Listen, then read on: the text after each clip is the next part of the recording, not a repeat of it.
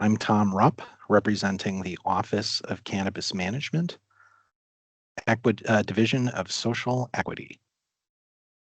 And today we're going to be covering the CanGrow Farmer Training and Farmer Loan Grants, the RFP Applicant Technical Assistance. If you have any questions, please feel free to enter them in the chat as you can think of them. I'm going to go through this presentation first, and then we will open it up for some questions as we're able to answer. So who are we? The Office of Cannabis Management, per Minnesota Statute Section 342.02.1, was established to, the Office of Cannabis Management was established to promote public health and welfare, protect public safety, eliminate the illicit market for cannabis flower and cannabis products, meet the market demand for cannabis flower and cannabis products, promote a craft industry for cannabis flower and cannabis products, and most importantly, prioritize growth and recovery in communities that have experienced a disproportionate negative impact from cannabis prohibition. The Office of Cannabis Management Division of Social Equity is housed within the OCM and promotes development, stability, and safety in communities that have experienced this disproportionate negative impact. The CanGrow grants are housed within our division. Our Division of Social Equity focuses on fostering development, stability, and safety in communities, like I said, that have faced negative impacts from past cannabis laws. We act as the bridge between community needs and state resources, engaging directly with the public, administering grants, and serving as an ombudsperson for the complaints and dispute resolution. Now let's get to the CanGrow grants. There are two eligible activities within the program. CanGrow supports farmers navigating the legal cannabis industry by providing access to regulatory services and resources from trusted experts and community-based organizations. This initiative aims to accelerate market entry and growth for farmers ready to start or expand their farms, avoid costs and risks for farmers at all stages of readiness, and reduce compliance risks, costs, and infractions for cannabis farms. The program has two focus areas. CanGrow Farmer Training Grants will fund eligible organizations, provide educational materials, training, and technical support to farmers who want to enter or expand into the legal cannabis industry. Project categories eligible for funding will be outlined in the Request for Proposals, or RFP. CanGrow Farmer Loan Grants will fund nonprofit corporations to assist farmers by providing low-interest loans for entering the legal cannabis industry. The grant amounts for the two different programs are very different. The CanGrow Farmer Loan Grant ranges between $200,000 to $500,000, and these grants will be for a period of up to 5 years with nonprofit organizations. And the CanGrow Farmer Training Grant ranges between $10,000 and $49,999, and those projects will be up to 12 months. The reason why the cap is $49,999 is due to requirements for any loan or any grants over that dollar threshold. So let's talk about eligible applicants. Eligible organizations for farmer loan grants would be nonprofit corporations. For farmer training grants, it would include nonprofit organizations, federally recognized tribes, educational institutions, local units of government, private businesses, community groups, and partnerships between different types of organizations. Priority will be given to applications from organizations that demonstrate a history of successful training or navigation services, particularly for farmers facing barriers to education or employment. OCM will give weight to applicants where proposed grant projects will serve areas where residents are eligible to be social equity applicants. And a little more notation on eligible applicants. For the farmer loan grant, these would be nonprofits registered and in good standing with the IRS and Minnesota Secretary of State, is in fact a nonprofit corporation, can establish and administer a revolving loan account, has a board of directors that includes individuals experienced in agricultural business development, can initiate and implement economic development projects, and has established relationships with farming communities. Eligible applicants in the CanGrow Farmer Training Grant would be registered and in good standing with the IRS and Minnesota Secretary of State, and capable of helping farmers navigate the regulatory structure of the legal cannabis industry. This is the Office of Cannabis Management Continuum of Readiness. OCM developed this continuum of readiness to help individuals and organizations assess their capacity for success in the cannabis industry. Successful CanGrow grant projects will accelerate farmers' progress along this continuum, resulting in faster market entry and growth for individuals ready to start or scale a cannabis farming business, cost and risk avoidance for individuals at various stages of readiness, and/or reduce compliance risks, costs, and infractions for cannabis farmers. The OCM continuum of readiness is divided into 4 quadrants to help determine an organization's and an individual's level of readiness. Quadrant 1. The first quadrant in the lower left represents those wanting to enter the industry but have no to minimal knowledge of the regulatory requirements and has very low operational capacity. Quadrant 2, the second quadrant in the lower right, represents those who have operational capacity but little knowledge of the regulatory requirements. Those in the second quadrant may have already built a business but want to expand into the cannabis industry. Quadrant 3, the third quadrant in the upper left, represents those with a high regulatory knowledge but low operational capacity. This may look like individuals who have worked in the cannabis industry and now want to open their own business. Quadrant 4, the fourth quadrant, represents those who are ready to open or have opened their business as they have high operational capacity and understand the current regulations. Let me walk you through what grant recipients are responsible for under this program. Grantees will use funds to source, originate, and service loans that support legal cannabis businesses. These loans can cover things like purchasing equipment, vehicles, land, or buildings, facility construction or renovation, and working capital. Loan amounts range from $2,500 to $50,000, or up to $150,000 if matched with equal or greater private investment. Interest rates are set by the nonprofit but can't exceed the Wall Street Journal prime rate. The interest is retained by the lender for additional loans and administrative costs, while principal payments are returned to OCM to use for new loans. A loan origination fee of up to 1% may also be charged and retained. All loans must be approved by the Office of Cannabis Management, and disbursement happens on a case-by-case basis. Priority must go to social equity applicants, specifically farmers and businesses from communities disproportionately affected by past cannabis enforcement. Grantees must create and manage a certified revolving loan fund, oversee loan repayment, and handle loan forgiveness, which may apply after 3 years of on-time payments. Promote the program and manage the application process. Provide technical assistance and ensure reporting and compliance through regular reports and annual audits. And undergo a 5-year performance review by OCM to determine if the agreement will be renewed. For the CanGrow Farmer Training Grant, the Office of Cannabis Management will prioritize proposals that will fall into one or more key categories. We encourage applicants to identify that one primary focus area for their project, but you're absolutely welcome to tailor your approach to meet the unique needs of your audience. The 4 main training project categories are cannabis-specific support. This includes help with cannabis tax law, like Section 280E, regulatory compliance, risk management, production, and distribution. The next is business planning. Think support for business plans, operating agreements, HR structures, zoning, fire codes, and community benefit agreements. The next, conservation and legal concerns. Projects here could focus on federal subsidies, crop insurance, OSHA compliance, and environmental protections like erosion or pollution control. Finally, mentorship and expert assistance.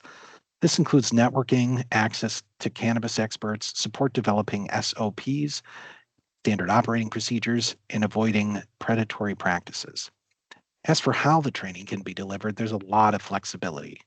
Possible methods include scalable resources and online tutorials, printed or digital handbooks, train the trainer programs, one-on-one technical assistance, legal, licensing, tax, or accounting help, conferences, workshops, and classroom style sessions. These are just examples. If you have an idea that meets your audience needs in a different way, we encourage you to propose it. When awarding CanGrow technical assistance grants, the Office of Cannabis Management will prioritize applicants who have a track record of successfully serving Minnesota farmers, especially those who face barriers to education or employment. Additional weight will also be given to projects that serve communities where long-term residents qualify as social equity applicants. But most importantly, the core focus of these grants is supporting individuals who have participated in farm operations for at least 3 years.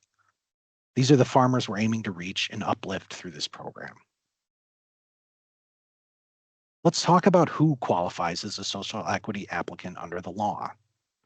For these grants, the target population includes farmers and farming businesses that are unlikely to move forward without program support. More specifically, social equity applicants include individuals with at least 3 years of farm operations experience, individuals convicted of a cannabis offense before May 1st, 2023, their family members and dependents, military veterans, including those with service-related disabilities, and current or former National Guard members, veterans or Guard members who lost honorable status due to a cannabis offense, and finally, residents of the past 5 years in areas that have faced high cannabis enforcement, high poverty, low income, high SNAP participation, or high social vulnerability as defined by the CDC. These are the communities and individuals this program is designed to support and empower. For more details, you can look at Minnesota Statute Section 342.17 or follow the QR code on this slide. Where to find data related to social equity eligible communities. Grant applicants have some flexibility in how you demonstrate your engagement with farmers. You're encouraged to provide whatever relevant data or evidence you have, and this might include internal demographic data you've collected, law enforcement or justice system data, or farm and agricultural data. The Office of Cannabis Management and the grant reviewers will carefully evaluate whatever you submit to determine if it meets the required criteria for serving the target population. The QR code links to our social equity verification map, which is also included in the RFP or request for proposals. Now let's go over what expenses are eligible under this grant. Funds can be used for a variety of project-related costs, including equipment needed to carry out the project, training expenses and development of materials or curriculum, rental space for trainings, workshops, or community events, promotional materials to help reach your audience, consultant fees for expert support, developing plans for safe spaces, especially in training environments, salaries for staff implementing the project, consumable supplies used during the program, and even food and beverages or childcare for community meetings and trainings. Now let's quickly cover what cannot be funded through this grant. These are considered ineligible expenses. Grant funds cannot be used for everyday operating costs like utilities or rent not tied to project activities, infrastructure improvements such as building renovations or construction, staff bonuses or performance incentives, lobbying activities, the purchase of land or buildings, any pre-award costs incurred before the grant's start date, administrative costs over 10% of the total budget, or activities designed to generate revenue. Please be sure to keep these restrictions in mind when preparing your budget. This is a brief application process overview. The application launched on April 25th at noon, and the application period closes June 3rd at 4:30 p.m. Early August is when grant awards will be announced. Oh, I'm jumping all over the place, pardon me. Public questions close May 27th. So any questions you have related to the application process must be asked prior to May 27th at 4:30 p.m. The application closes June 3rd at 4:30 p.m. During June and July, the review period to review applications will occur.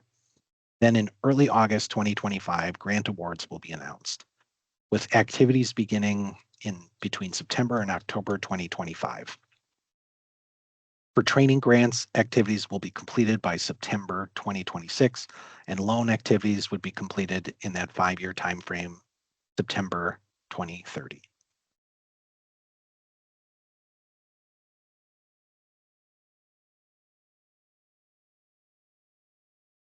Just a quick note about public data in your application. Once applications are opened, your name, address, and the amount you're requesting becomes public information. The rest of your application, unless it contains legally protected trade secrets, will also become public after the evaluation process is finished and all grant contracts are signed. Basically, once everything is finalized, most of the information shared during the process becomes publicly accessible in line with Minnesota law.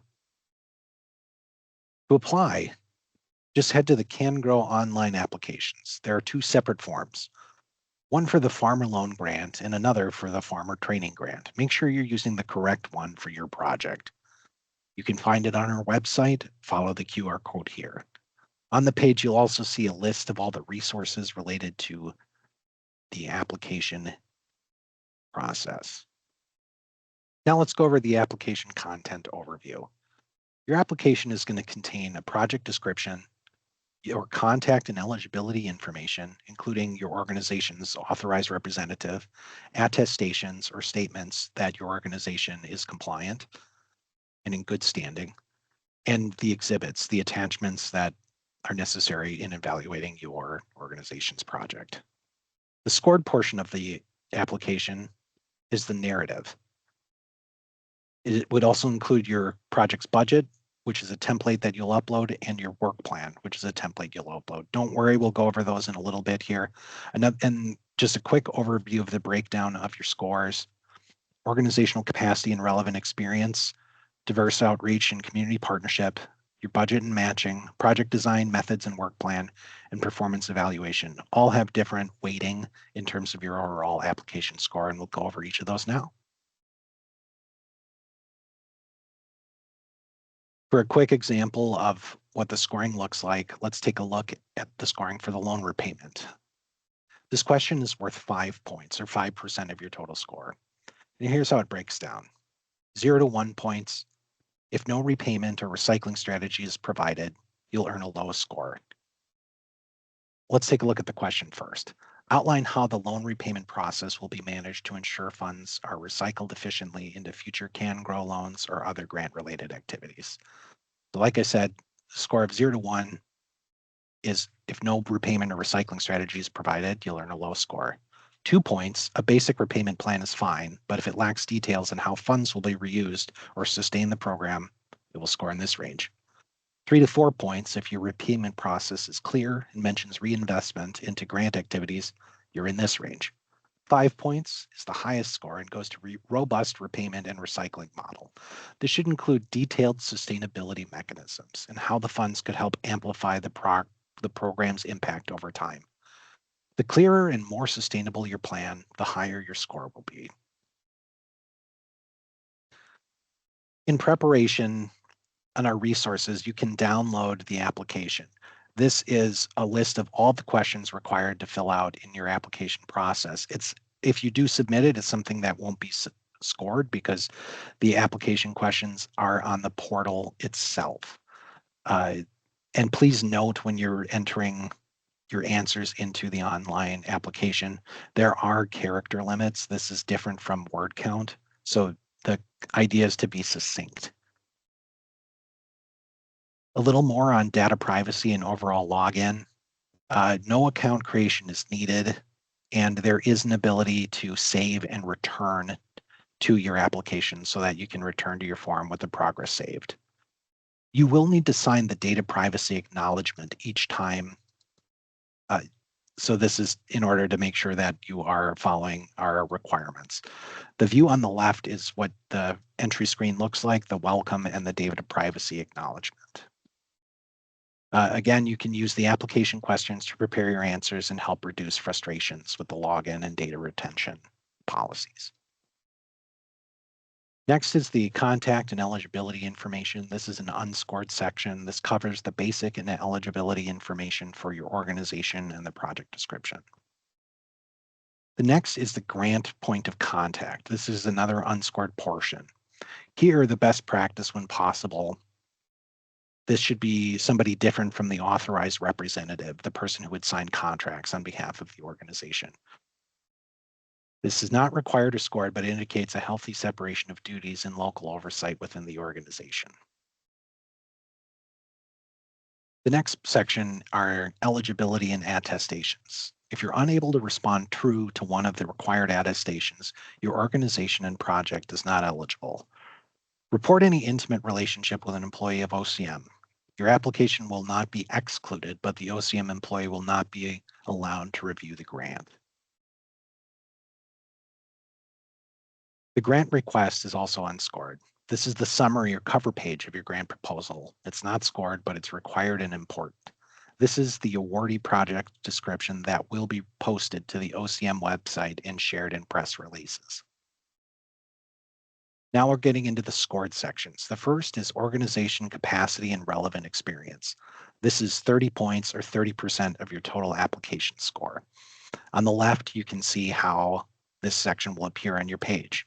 This is where you'll describe your organization's mission, vision, and values, and how they align with the goals of the CanGrow grant. You'll describe your organization's history and organizational capacity to complete your project. You'll upload work samples and other forms of evidence of capacity and expertise. Also, this is where you'll upload your organization chart and board of directors list. For loans, the board of directors should include individuals experienced in agricultural business development. The next section, project design, methods, and work plan, is 30 points or 30% of your overall score. Here is where you'll provide a detailed timeline from start to finish, including milestones, tasks, and the project period. Note, project design should mirror work plan elements and reference all key expenditures in your budget. There is no character limit. Delete and add pages as needed. Just remember to use realistic, specific goals are best. More is not necessarily better. The view on the left is what the actual application form will look like online. And then in between is the quick shot of what the work plan template looks like. The next section is diverse outreach and community partnership. That is 20 points or 20% of your overall score. Here you'll describe your approach to engaging social equity applicant eligible communities, including communication methods, engagement of residents of social equity eligible communities, engagement formats, in person, virtual, print, radio, etc., supporting those individuals facing barriers, language services, and media partnerships. The other section is community partnerships and communities served. Here you can provide optional letters of support. This is optional, but it is encouraged. The next section is performance and evaluation. Here is where you'll provide the description of the positive impact that this project is expected to generate, such as what changes will result from this project, what data will be collected, and how will you use the data to improve project outcomes. The view on the left is what you'll see in the application. The next section is budget and matching. It is 10 points or 10% of your overall score. Complete the budget for this proposed project using the provided template and describe the sources and amounts of any non-state funds or in-kind contributions that will supplement grant money. Your proposed budget will be reviewed based on the following criteria. Budget is clearly defined, including expenses, and realistically aligns with the objectives and scope of your project. Each budget item is reasonable and well justified, ensuring that all costs are necessary and directly tied to project activities. Costs are reasonable and justifiable for each element of the project. The budget aligns clearly with the goals and scope of the proposed project, demonstrating a strong understanding of project needs and priorities. The use of additional non-state funds or in-kind contributions is effectively leveraged to maximize the project's impact and sustainability.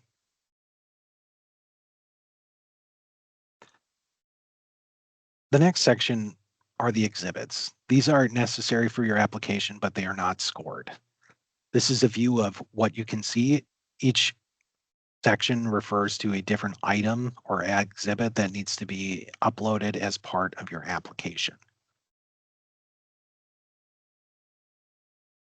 The first is the affidavit of collusion. What does this mean? So this is where you'll ensure that you are the authorized signer for your organization. Your proposal must be independently created without any collusion, and the details must remain confidential until they are officially opened. Now, does this mean you can't talk with partners? No. You can still have general discussions with potential project partners. You can also request letters of support from them.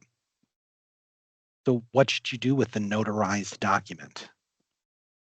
After you get this document notarized, you'll upload the scanned version of this document to FormStack, which is our application format. You'll keep a copy of the original notarized file on hand so that if you're awarded, you'll need to be able to provide this original to OCM or the state of Minnesota upon request. Now let's go over some application general tips for success. First, be clear and specific. Make sure your goals, objectives, and plans are clearly stated. Use specific, measurable outcomes to demonstrate how you'll achieve that success. Second, follow guidelines carefully. Ensure that you've reviewed and understood the grant application guidelines and eligibility requirements. Adhere strictly to the submission deadlines and required formats.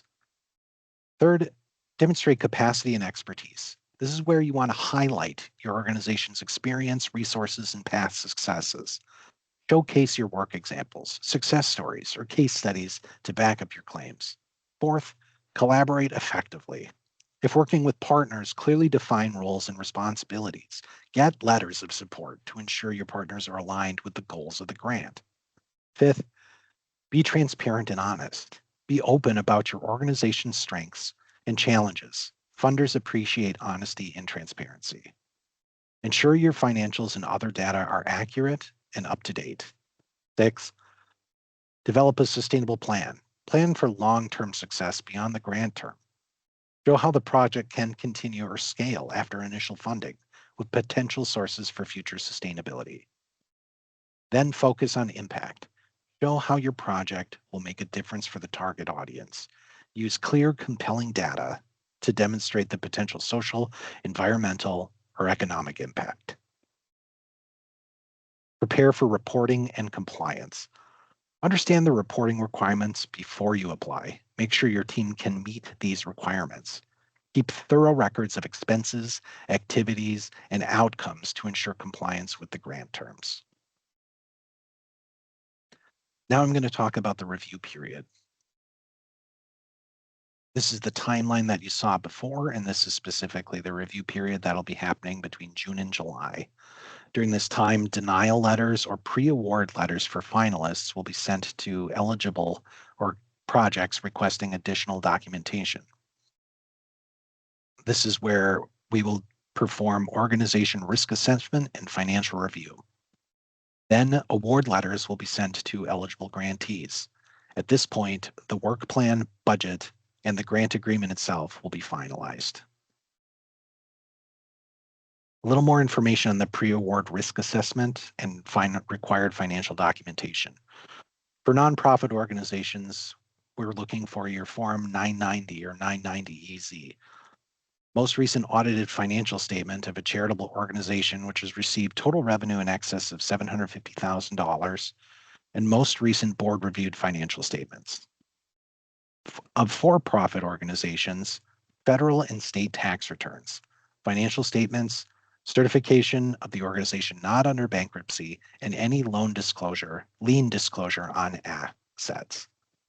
That concludes my part of the presentation. So at this time, we want to thank you for your time today. If you have any questions, we can stay online to answer what we can. But if you have any need for further assistance with the application process, please reach out to us at ocm.grants@state.mn.us or visit our website at mn.gov/ocm/social equity. I've been Tom Rupp and looking forward to any questions you might have.